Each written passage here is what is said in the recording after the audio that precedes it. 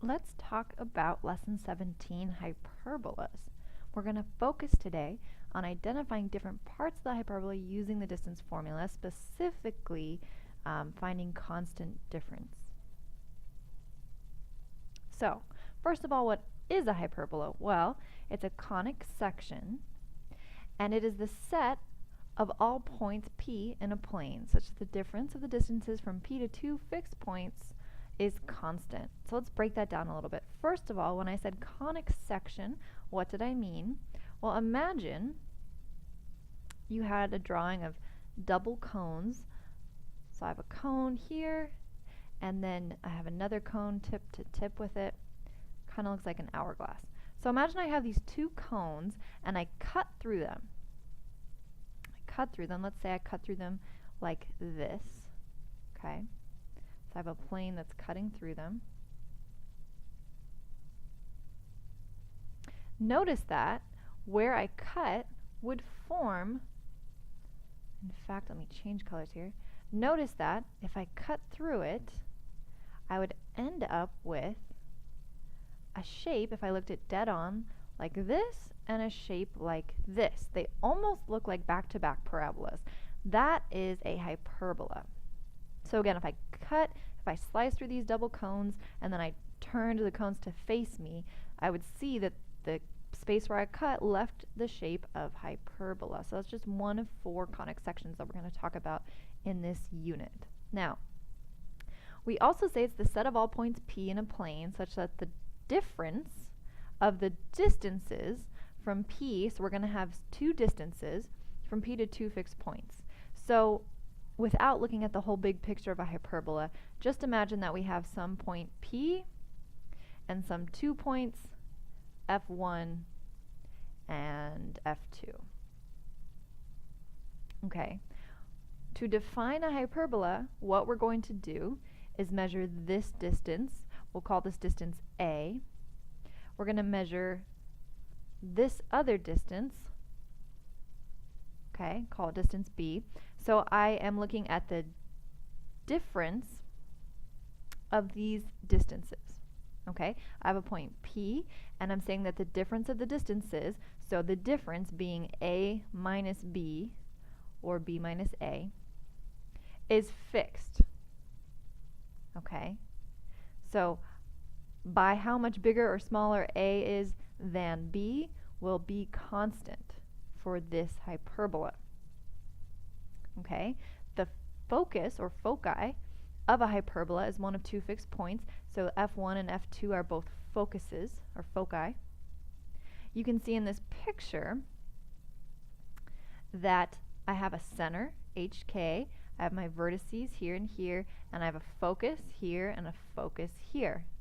Okay, so we're saying that the difference between these foci and some point P, the difference of the distances, will always be constant. Now, what if I want to find this constant difference? Okay, again, I have a point, I have 2 foci, I have some distance and some other distance from the point to the first focus and the point to the second focus before I call the first distance A and the second distance B.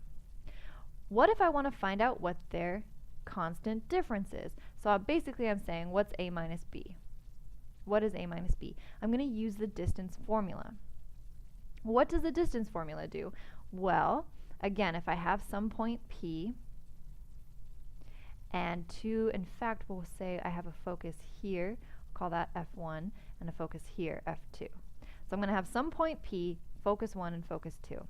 And I want to measure their length. So I want to know this length, again I'll call it A, and I want to know this length, I'll call it B. Okay, so how do I find that? Because I'm not able to, if I'm on a normal XY axis type of grid, I can't just measure diagonally, right? I can measure units going left and right, or going up and down. So that's what I'm going to do. I'm going to ask myself, okay, from F1 to P, how much distance is there? Just going in the x direction. And then what about in the y direction? What's the difference there? Notice that I've now formed a right triangle. Okay, I formed a right triangle by saying, what's the distance that I've gone from P to F in terms of up and down and left and right? So I've gone so far to the right, I've gone so far up. Now I can find A using the Pythagorean theorem. If you remember, that's a squared plus b squared equals c squared, and it tells me that if I have a triangle that looks something like this, and I know A and B, I can solve for C using this formula. So I'm able to do that and then solve for A, and using a similar technique, I would solve for B. Once I had both of those distances, I could take the difference to find out my constant difference, which is what I wanted. So that's the mechanism behind what we're doing here.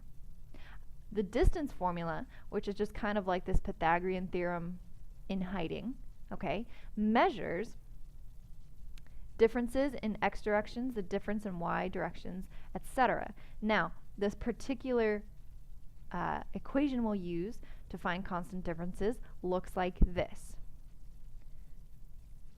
Okay, so I know it looks a little bit hairy at first, but notice that it's doing nothing other than what I described in the photo before. So it's taking, we've got 3 points, I've got a foci, F1 and F2, and a point on the hyperbola. Okay, so I've got 3 points I'm dealing with, and I'm calling them x1, x2, or excuse me, x1, y1, x2, y2, and x3, y3. Okay, now I'm taking the difference between where the x-coordinate of my point is and the x-coordinate of my foci is. Just like in the last slide where I was measuring from P to F, I was saying, okay, well, how much to the right or left did we move? That's exactly what's happening here and here. Then I measured how much up or down did we go, and that's what's exactly happening here and here. So I'm comparing x1 and y1, x2, y2, these are my foci. I'm comparing them to the location of my point P. So notice that this means that P has to be always x3, y3. I have to always assign P, the point on the hyperbola, to x3, y3. That ensures that I'm going to compare both of my foci to the point, because notice that x3, y3 appears twice in this equation. That's because I first take the difference from the point to the foci, the first foci, and then I compare it to the second foci. So I have to compare this point P twice. So that's why it appears like that. And then if you notice, this whole thing is just telling me the length of one distance. This whole thing is telling me the length of another distance, and then I am finding the difference. I'm subtracting them to find constant difference. Now, hopefully that makes a somewhat of sense. If you're still a little confused, maybe rewind and listen again. If you don't fully understand, you're still able to do the work for this question without having 100% grasp on the concept, so that's okay too. Hopefully you're getting the hang of it. So, understanding all that is the hard part. Once that clicks, you can easily fill in the information into this equation. Remember, x3, y3 always has to correspond with the point on the hyperbola. Beyond that, it doesn't matter if f1 goes with x1, y1, or x2, y2. Okay, the foci are interchangeable. I could have switched these around and it would have been fine. It's just this one that matters. And then I just fill in, I just match each of these coordinates to the equation. And that looks like this. So notice that I took 4, which is x3, filled in a 4 for x3. 0, which is y3, filled in 0 for y3, and so on. The same with x1, y1, and x2, y2. From here I simplify. Okay, so just using the normal math skills that you're used to. I take -5 minus 4, which is -9, 0 minus 0 is 0, and so on. From here again, a matter of simplifying until I find that constant difference. So -9 squared plus 0 is 81, -1 squared plus 0, I get 1, and I end up subtracting this root 81 minus root 1, which is 9 minus 1, which is 8. Notice that all of this exists in absolute value bars. Okay, because I'm finding the constant difference, meaning You can even think of it as a measurement. And remember, if I measure the distance between things, it's always positive. So that's why I'm going to take the absolute value. So again, difficult part of this is just setting up this first line. And then from there, it's just a matter of using your order of operations to solve for D. So let's look at another one, and we'll take it a little bit more slowly. So let's say I'm asked to find the constant difference for a hyperbola that has the foci here and here and passes through this point. Okay. So let's take a look at the equation. Remember, x3, y3 has to correspond with my point on the hyperbola. So I like to start, and if you've watched a couple of my videos from this unit, you know, I like to put out all my framework and then fill in the spaces. So I know I'm going to have something that looks like this, and I'll just have to fill in the numbers, okay? Starting with x3, y3. So I know it has to be the point. The x coordinate of this point, that's going to be x3, is 6. So I look for x3 and I write a 6.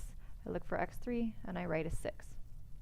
I'll do the same thing with y3, which is 0. Find y3, write 0. Find y3, write 0. Let's keep going. It doesn't matter which one of these I pick for x1, y1. I'm going to pick this one just because it was mentioned first. But again, doesn't matter. So now, -9 is equal to x1, and 0 is equal to y1. Okay, continuing. My last coordinates are going to be x2, y2, which will be 9, 0, x2, y2. So 9 becomes x2, and 0 becomes y2. Okay? So take a moment and look everything over. I've got x3 as 6, y3 is 0, x1 is -9, x2 is +9, y2 as 0, and y3, and y1 as 0. From here, I simplify. So let's rewrite this. I've got -9 minus 6, which is -15 squared, plus, well, that just cancels out. It's a bunch of zeros, so plus nothing, minus root 9 minus 3 is 3 squared. And then 0 minus 0 again cancels out. Keep simplifying. So now I've got D equals, well, if I take the square root of 15 squared, don't I just end up with 15? The square root of 15 squared minus the square root of 3 squared will just be 3. So now my distance is equal to the absolute value of 15 minus 3. 15 minus 3 is 12. So my answer is 12. Okay, that's my constant difference. Let's do that one more time to practice. Okay. Once again, I've got foci, F1 and F2, and a point on the hyperbola. I take a look at my distance formula. I'm going to fill everything in and simplify to solve for D. I'm going to start by writing out all of my framework.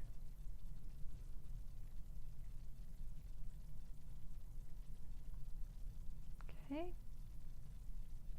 Now, I don't know if you like to practice it this way, but I find it's extremely helpful. So if you haven't tried it this way yet, go ahead and give it a shot.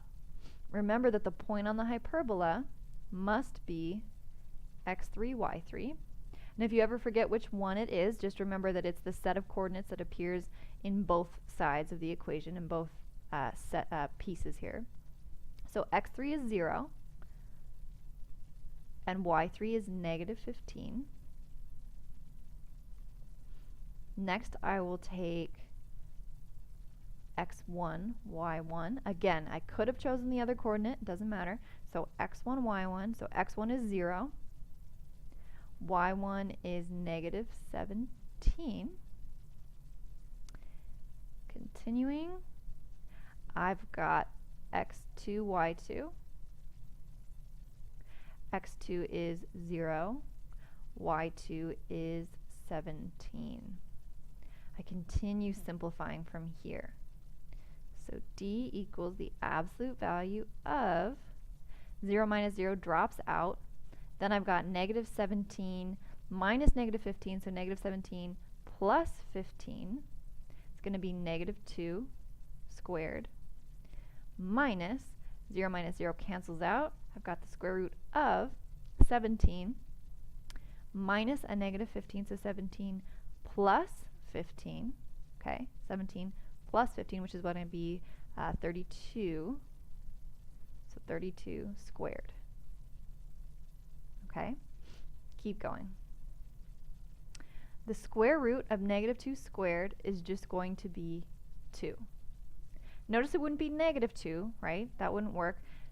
Negative 2 squared is going to be a positive 4. Square root of 4 is 2. So that's how we end up with that. So 2 minus 32 squared, the square root of 32 squared is 32. 2 minus 32 is negative 30, but remember we take the absolute value, so our final distance is going to be positive 30. Okay, so that's it for practice today. Remember, when doing this constant difference, always assign point on the hyperbola to x3, y3, and from there, as long as you're careful with your simplifications and calculations, you should have no problem calculating the constant difference for a hyperbola.